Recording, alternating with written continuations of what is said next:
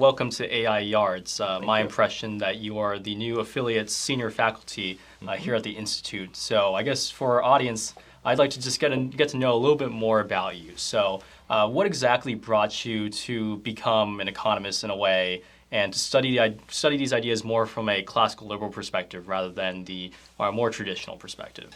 Well, I was a political science major, international relations at Georgetown University as an undergrad, and I confess I hated economics. I got 3 C's in economics, my mandatory micro, international trade and finance, got an A in macro because I put my head down and memorized it, even if it didn't make sense. I hated it. I never wanted to take economics ever again. I wanted to be a foreign service officer. And while I was in the Foreign Service, I discovered Thomas Sowell out of the Hoover Institution and his writings on bureaucracy. And that opened up my mind to public choice theory, to Austrian, to reading Ayn Rand on the top deck of a cruise ship when I was escaping from family. And I left the Foreign Service and I went to work for Leonard Liggio at the Atlas Economic Research Foundation, which you may know now as the Atlas Network. And Leonard shared with me several times a week articles in the Austrian and public choice tradition, which made sense. And they explained the world. So I thought, I need to know more about this.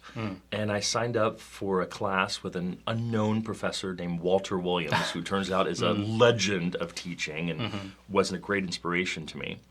And I took his price theory intermediate micro class at George Mason University, which was at that time just a mile down the road from Atlas.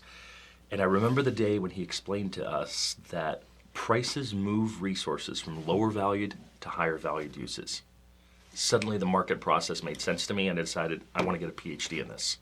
And I loved economics so much at that point that I thought, I want to teach this and I want to make it exciting for the students.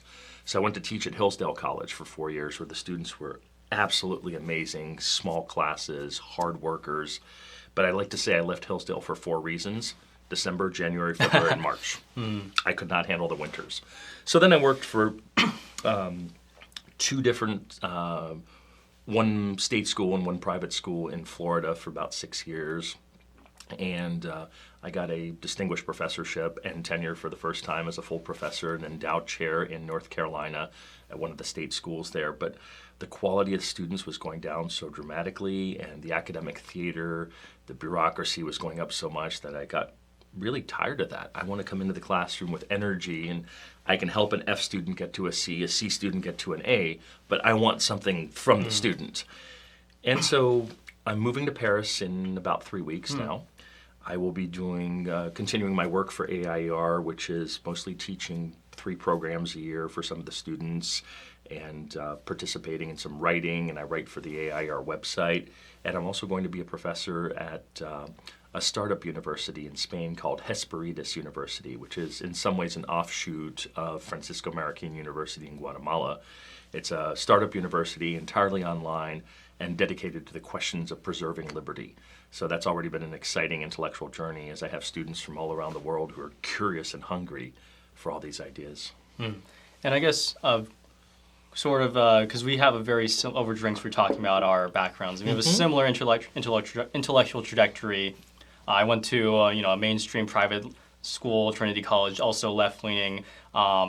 They taught economics in a way that was, essentially what I'm sure the same way they taught at Georgetown. I was a poli-sci major. I had IR focus. Much like you, I thought the UN was the best institution in the world and super cool, and perhaps we can solve all these problems if we just get enough prime ministers in the same room. But of course, that's now I attended grad school at George Mason, much like you. A nice 180 shift. So, did you go into Georgetown with the idea of just more progressive ideas, and then eventually had a course correction, or were you always liberty oriented, or at least inclined going into undergrad?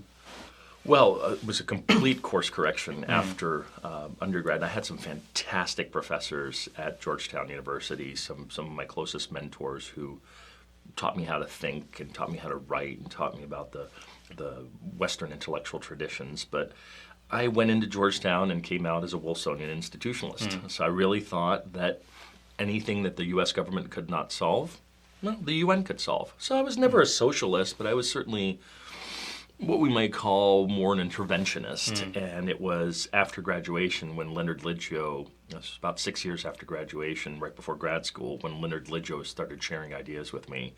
And that's when the click happened. Something about